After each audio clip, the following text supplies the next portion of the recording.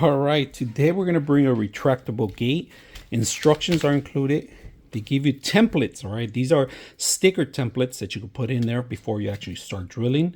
Now, the thing is that it comes with a template ready, and to eject it, I will start the top, and you can eject it from here. There's a push of a button to eject it, and the mesh is really long and strong, and this will be the actual bottom part.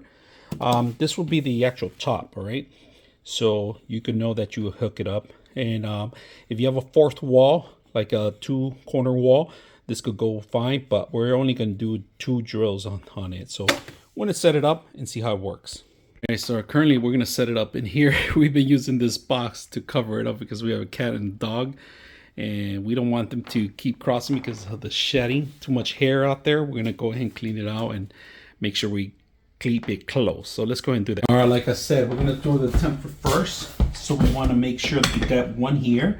I'm gonna put it a little bit above the actual air. And now that I have it here exactly where I want it, I'm gonna eject it. There's a button underneath here. Keep it down. So we're gonna do it here. So it's gonna go in here pretty much in this way. So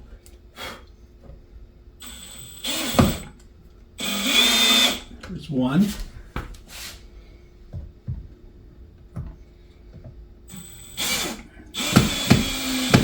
There's 2. That's pretty strong. Now we're going to measure the bottom part.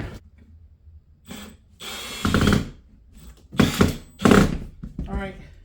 So you grab it from here. You see how you grab it from here? You go in here and you lock it in place, and that's it. That's pretty much it. All right. So the same thing to remove it. The same thing. It's always from here. But let it go and that's it. All right, locking it.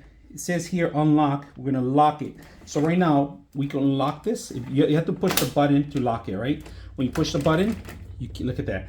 You will have to push the button and lock it first.